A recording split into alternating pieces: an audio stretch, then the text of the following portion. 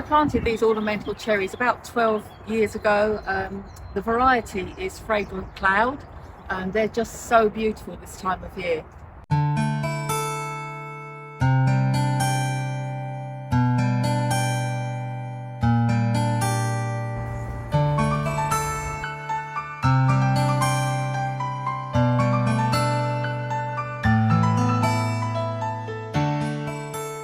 Okay, so spring is a time for lovely warm weather, but you can also have this kind of weather as well, and it's quite disappointing and chilly. We're asked when it's safe to actually plant plants outside, when the risk of frost has gone, and we really can't tell you. But they do say an old saying, ne'er cast a clout until May is out, which means don't put your winter clothes away until the end of May. And this is what we're thinking as well about plants. You've just got to keep them protected. We do still get cold nights, but hopefully towards the end of May we can start relaxing a bit. So if we get in the weather forecast that the temperatures are going to be, say, below 5, then that's when you need to protect your plants with some fleece or bring them nearer the house. This is Geum, Mrs. Bradshaw. Absolutely beautiful herbaceous perennial. Just keep flowering all summer. And if you want to, if they're looking a bit like they've finished, then just give them a chop down to a leaf and they'll come back flower after flower after flower until probably like October time.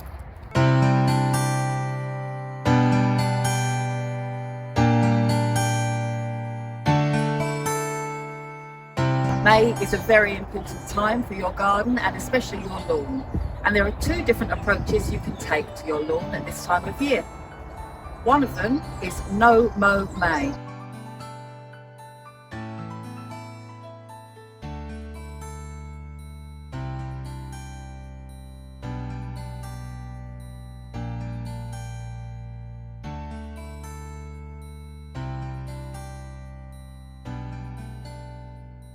However, if you want to go by the other option and tend your lawn, it's a good time to start making it look really lovely for the summer.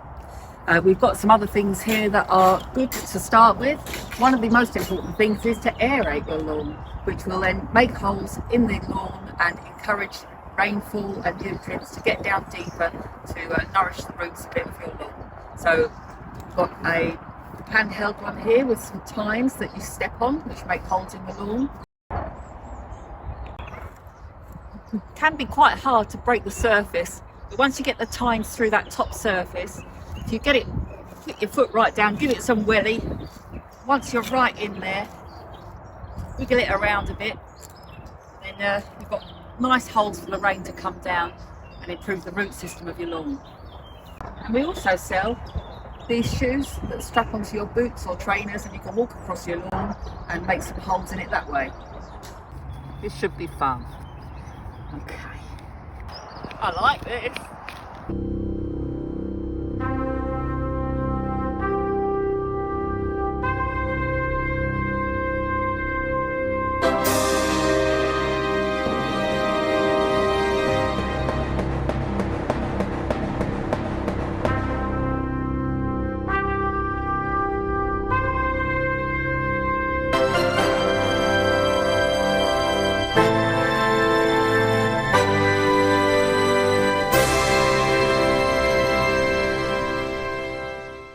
May is also a fantastic time to sow grass seed.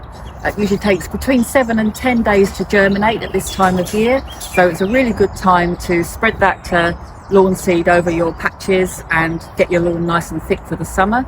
Watch the birds, because they do like to eat the seed, so you might have to put a little bit of mesh netting across the top to protect it. And if it's dry, you need to water it in as well. Another option for just patches in your lawn is something like this, which is Patch Magic.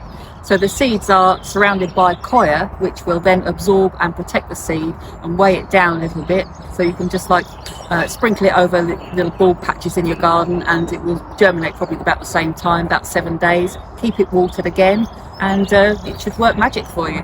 So if you are sowing lawn for quite a large area, you just open the side of the box here that we sell. They've got like perforations where you can actually just walk backwards, just at a steady pace.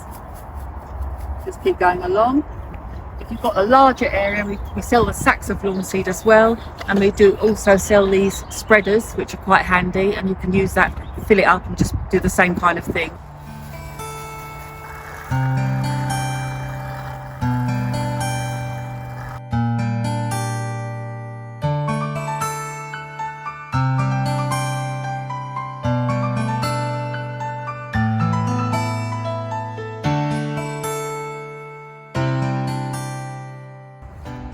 So we're taking the risk and we're going to plant our plants that we've grown from seed up inside the offices there. And this is the scabious. We're leaving it inside this pot because the roots will come through. And you can already see at the base of the pot that the roots are there. So they'll come all the way through this pot. So we can just plant it as it is. So we're going to dig it into our cottage garden colour wheel, because as you know, scabious will die down and come back again the next year. So it's known as a herbaceous perennial. We just break the pot a little bit there, just to give the roots some chance to get going. Plant it in there, a little bit deep, give it a bit more stability. Just firm it down, and then your little tag can go beside just to remind you what's there. And that should be ready to get going for the summer. So this is a great sign of good soil. If the earthworms are in there, you know they're doing their work, taking nutrients down and aerating the soil for you. So it's a good sign when you find a worm. These are the antirrhinum grown from seed as well. You can keep them in their little clumps of 3 because it's quite a nice little number to plant them in. They've got a little bit leggy in the heat of the offices up there. So what we're going to do is we can pinch them out.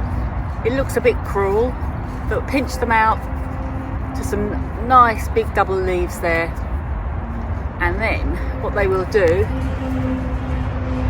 is really bush out and make more stems, so there'll be a bushier plant for you. May is a great time to start sowing seeds directly into the ground outside, because hopefully the weather will be warm enough and the ground will start warming up, so the seeds will germinate on their own outside without being covered by a propagator lid or anything like that.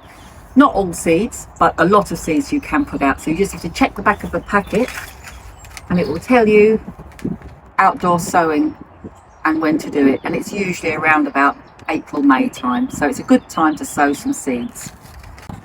So one of the seeds that you can sow directly is nasturtium. This one is called African Queen, and you can sow these directly into a finely prepared soil so that the roots can really get going without any lumps and bumps for them to germinate around, and then just cover it and give it a good water and they should get going for you. They love a hot, dry, sunny site. So you can either put them in the ground, great for wildish looking hanging baskets as well, and herb containers, because of course you can eat the leaves and the flowers.